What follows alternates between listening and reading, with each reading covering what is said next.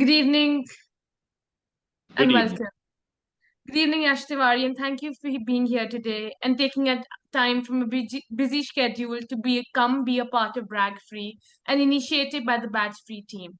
I, Navreet, on behalf of Badge Free, welcome you to yet another episode of Brag Free, a vlog initiated to get industry experts to share their experiences with our audience. Before I move forward, I would like to walk you through the company and the initiative of Brag Free. As Badge Free, as you know, is a talent market exchange. We are on a journey to craft India's foremost and distinctive human equity investment marketplace, a platform that caters to the yearning needs of talent for and at work, beyond learning and yearning. We believe that every leader of talent has a unique story to share on his or her journey of experience and career.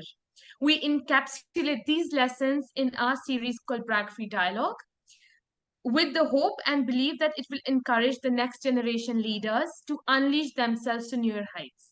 On Brag Free Dialogue, we invite special executive talents for an online session to share how they started the challenges they've overcome, their moments of truth, and more. Once again, thank you so much, sir, for being here. Glad to be here. I am thrilled to have you. I'm thrilled to have this opportunity and to learn about your experiences, your skills, perspective in the various roles that you play and you excel in them. For Thank the you so much. viewers of the episode, I would begin today's session by giving a brief introduction about the guest and today's discussion points, which I shall be keeping it very brief because I want to hear from the expert himself and about his journey and let him set the tone for the discussion. Yash Tiwari is a global youth mentor, is a bestseller author, having written multiple books. He has delivered six TEDx talks, three Josh talks, is a public speaker, mental health awareness advocate, filmmaker, actor, a youth influencer, also a personality development coach, international award winning public speaker, youth, global youth mentor, and much more. And today we will be covering his journey with us and sharing his views and perspectives about all the different roles he plays from day to day time. Now, over to you, sir. The floor is now open to let our audience know about you and your journey. Absolutely. First of all, thank you so much for such a warm welcome. Really delighted to be here and to be interacting with you, of course, and also with the audiences who are basically viewing the recording of this session. And genuinely, it is a joy for me to always talk about enthusiasm. Enthusiasm, I would like to focus on it from the beginning itself because you asked me to set a tone for our Yeah. conversation. And as I said, I always genuinely feel very excited to talk about enthusiasm because all of these roles that you have mentioned, or be it in terms of filmmaking, or it be in terms of writing books, or being a personality development coach, or a mental health awareness advocate, or an international public speaker, in all of these roles I always have and I always will have what I call as enthusiasm, what I call as a positive energy, which according to me is very important. Because what happens is that working across multiple roles is one thing, but to maintain enthusiasm in each one of them, I think that is something which I hold very close to my heart. That is something which I value a lot for my own self. And that is what also, in every single moment, keeps me somewhat awake and somewhat excited to pursue even more creative avenues, to pursue even more platforms, to do more than I'm doing right now, and always think of going higher. And I think that is something which, especially when we talk about the aspiring individuals of the modern world, not just youngsters in particularly, but more so the youngsters, I would say, we need to talk candidly about what it means to look beyond the conventions of the world. See, I started my journey when I was just 16 years old. I was basically finishing off with my 11th standard, and that is when I authored my debut novel. That is when I started my journey as an international award winning public speaker. But my point is that I was still pursuing my 12th standard at that time. I was still pursuing the boards wala year, which I know is like a headache for so many youngsters, especially in our country. But then again, this is not something which I would expect out of every single youngster out there, right? I wouldn't even say that it is necessary. I'm just saying that for majority of the individuals, it is mainly about sticking to the conventions or sticking to the structure and not looking beyond it.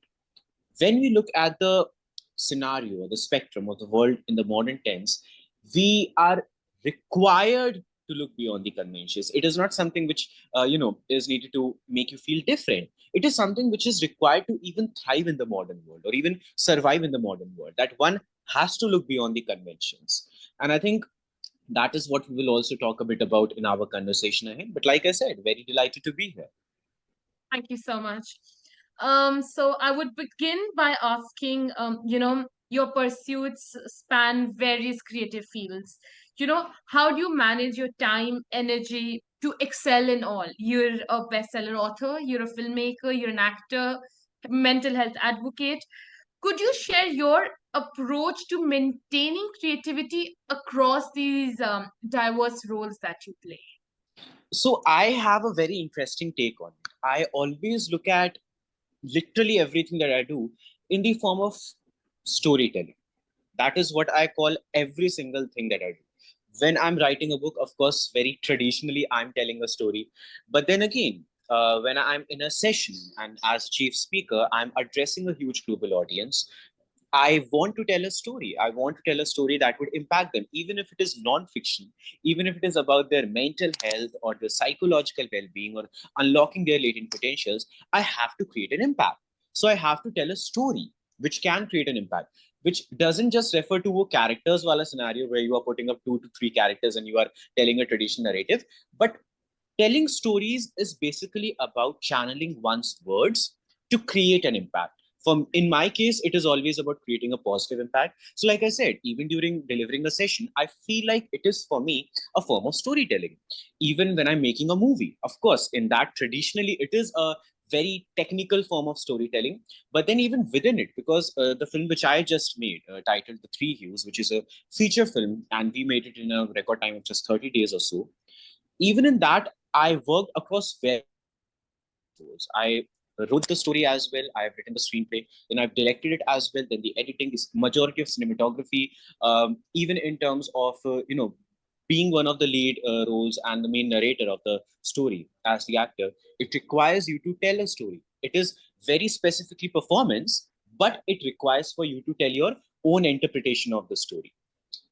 When I think of all these avenues, be it public speaking or book writing or youth mentorship or entrepreneurial training, which I do for aspiring youngsters around the world, or even filmmaking and acting and various other avenues, I just look at it all from a singular lens of, as I was saying earlier, being genuinely enthusiastic or excited to tell stories, to utilize my words, to channel my voice, to create that positive impact. Because at the end of the day, for me, the biggest goal is and will always be to present my words and voice on global platforms and create that positive impact on the global audiences. That is what I know I am made for.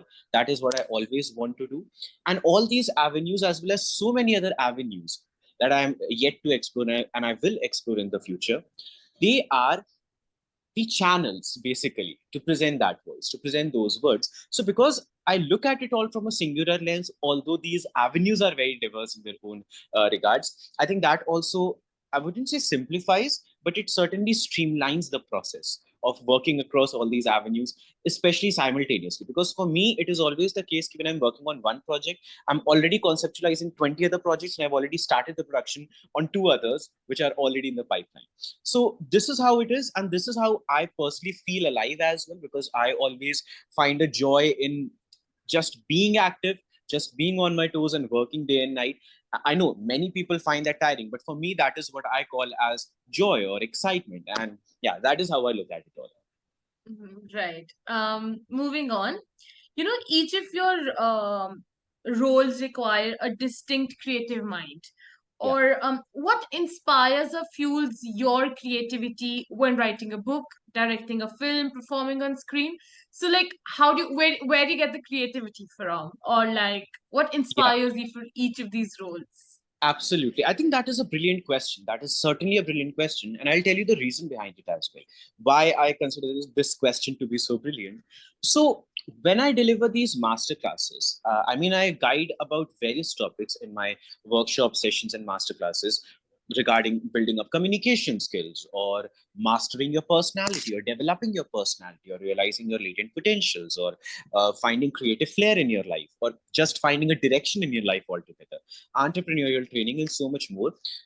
And along with this, there is one topic which I very specifically deliver a rather interesting masterclass on, which is about writing stories. Because as I mentioned, I started writing when I was just 16 years old, and I'm very much aware that there are so many storytellers or aspiring storytellers out there who want to write their books, who want to create narratives, who want to weave characters and basically tell a narrative through them, but they don't have a structure in their mind. So I deliver these masterclasses which guide about the same. Anyway, my point is, in the first session, I always ask a simple question. Why are you writing this story? Why are you in this workshop? Why are you in this session right now? What is it that you are willing to write a story about? And that is not enough for me. You just saying ki, "Okay, you want to write about this topic or that topic" is not enough for me. Because what my actual question is, why? Why have you chosen that this topic is worthy enough to write a story about, or that subject matter is required for you to write a story about it instead of anybody else? And in the same analogy, I always think of my own experience as well when I was working on my second book, which was Pandemic 2020 Rise of the Virus. And you might have heard of it, as it was the first fiction novel to ever be written on the coronavirus outbreak in the entire world. So I authored it in the month of April 2020. And if you remember, that was like the very initial phase of the Right. COVID 19, the Janta Right. lockdown period. And there was this specific thing. I don't remember what the name was, but the 22 days lockdown. Initially, it was announced that Yeah, the yeah. lockdown will be there only for the 22 days, and everybody 22. was sort of even excited for it because nobody was aware what it was going to become eventually. Become.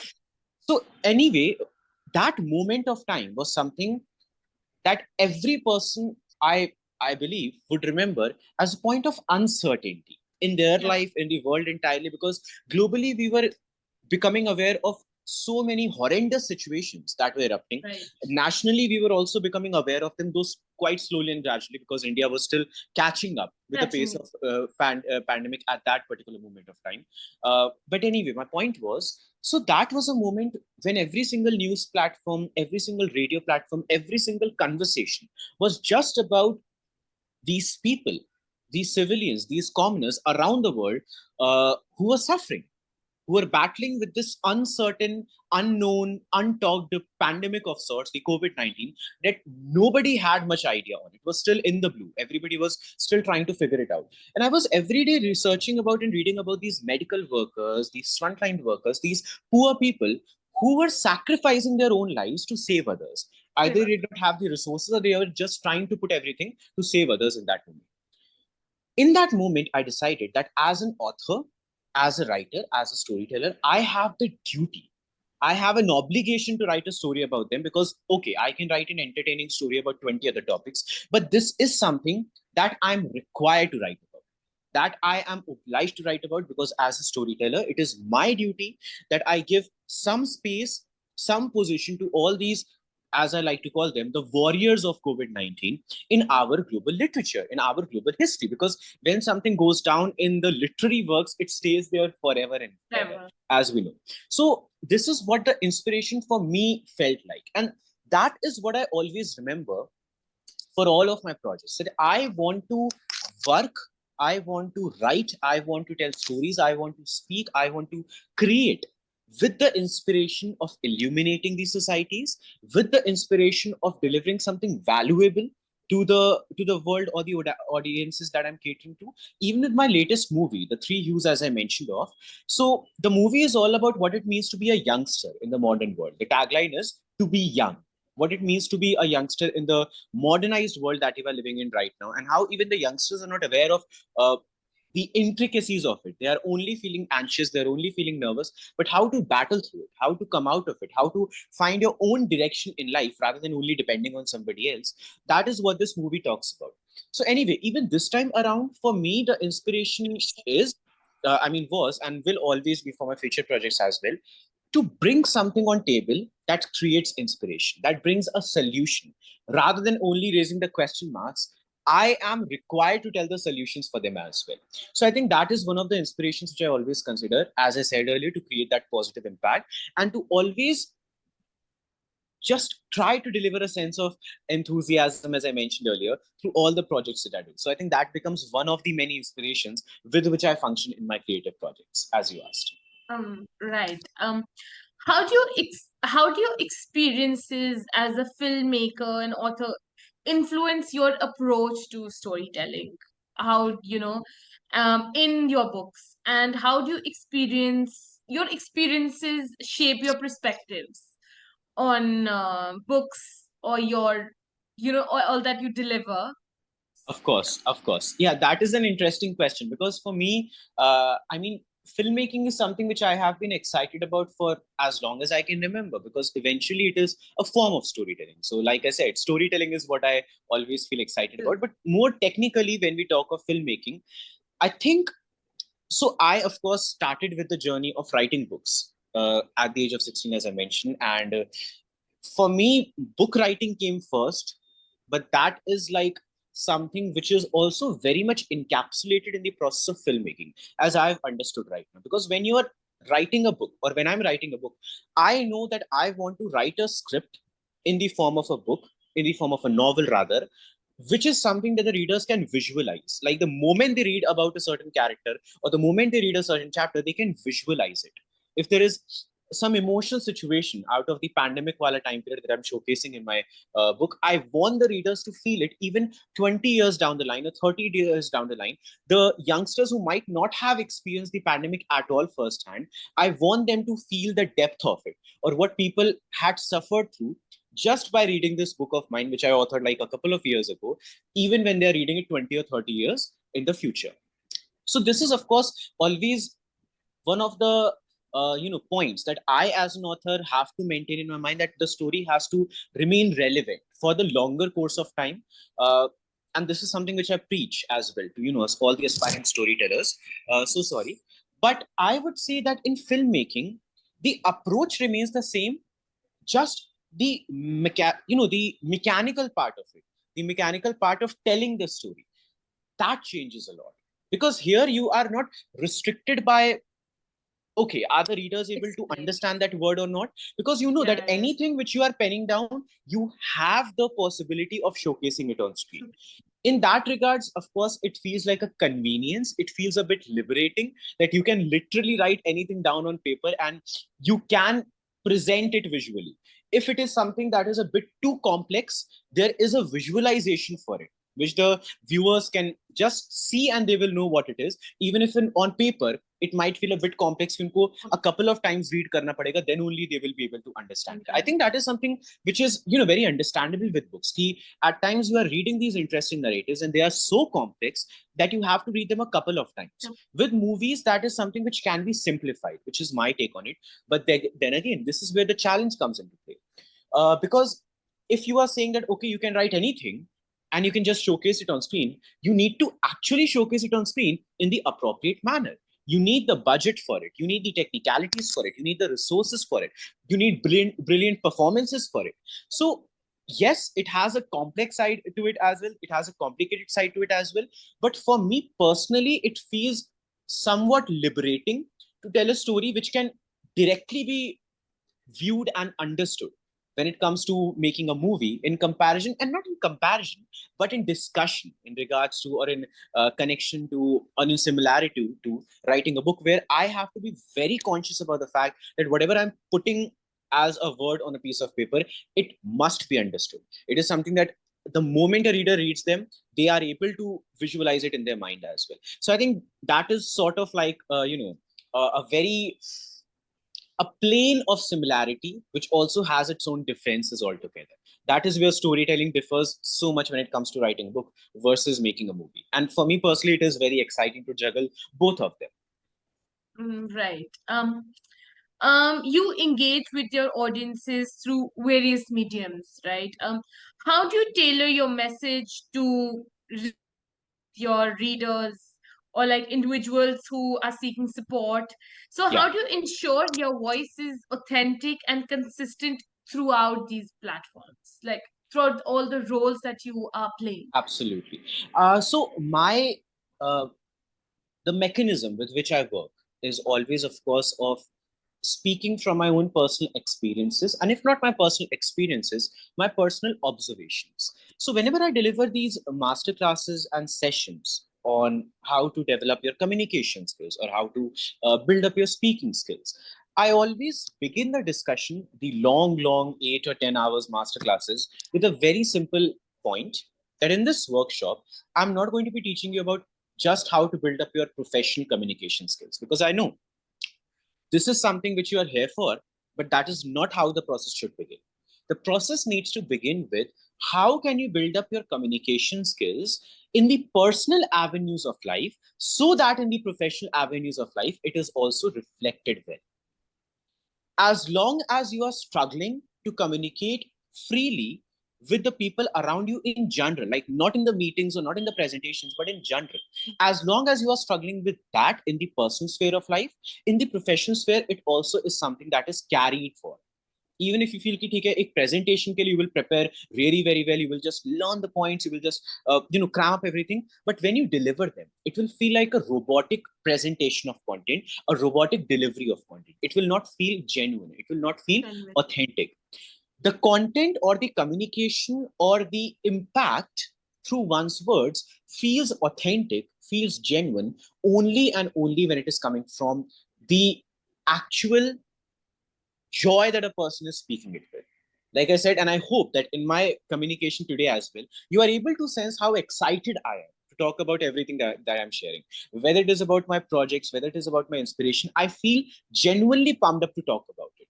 So I think that is one of the ways in which the authenticity automatically comes into the play, because I am feeling excited to talk. I always feel genuinely very passionate to, interact or talk or have a dialogue, especially on platforms like these.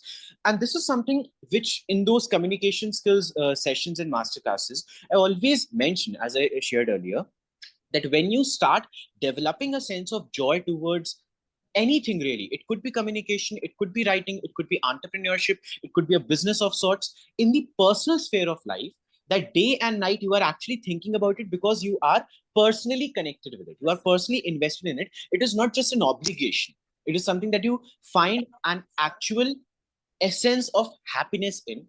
That is when the authenticity as well as the confidence comes into play, when you are doing it or you're pursuing it in the professional capacity as well.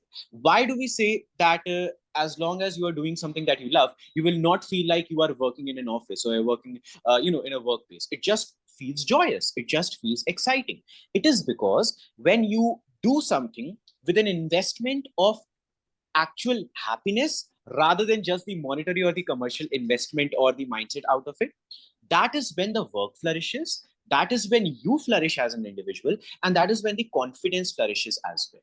These three things are needed to be worked out, but they only work out when there is a personal connectivity of sorts with whatever you are doing. So like I was saying, either I talk about my own personal experiences on all the topics that I cover, like I have done in my TED Talks as well, as you can watch, or it is simply driven by my observations of things or topics or people around the world that I genuinely feel excited to talk about. So I think that sort of brings the authenticity in the content as well whenever I communicate. Right. So your journey is an inspiration to many inspiring authors, filmmakers, actors, mental health advocates. What advice would you give to individuals looking to navigate multiple creative paths and having a positive impact in their respective fields? Well, my advice always, it if I talk about an advice for this particular question, I have to say that it would vary from person to person. It is definitely going to vary from a person who is specifically willing to pursue filmmaking in comparison to somebody who is specifically willing to pursue mental health awareness advocacy. So in that regards, it cannot be a generic advice for that matter, because that is something which is very Subjective. much required for an individual based on what they need to learn about. But then, from a standpoint where I look at all these aspiring individuals around the world, young or old, big or small, people from all walks of life and all around the world, because eventually everybody wants to do what they love to do. and they want to do something good out of it. That is my hope. That is my optimistic hope of it. So, looking at the question that way, I think the one advice which I would like to share is that don't consider your own self as a restriction to what you want to pursue. I know this sounds like a bit too philosophical of a point, but in reality, this happens a lot. If I talk, let's take the example of communication skills once again. So whenever I'm delivering these master classes, even to working professionals, I get this point a lot. I ask you, why do most of the people feel afraid of speaking? Why do you feel afraid of speaking? If I ask somebody in the audience, the answer generally remains the same. I mean, the wording can be different for different people, but the essence of it is always the same for all the people, that they are afraid to speak, or they are afraid of speaking just because they are afraid of what would the people around them think about them. They are afraid of the judging eyes. They are afraid that maybe they don't have the caliber to speak properly. Maybe they don't have the vocabulary rich enough to communicate. Maybe they don't have a command good enough on English to communicate, which we get to hear a lot of from especially the youngsters in the modern world.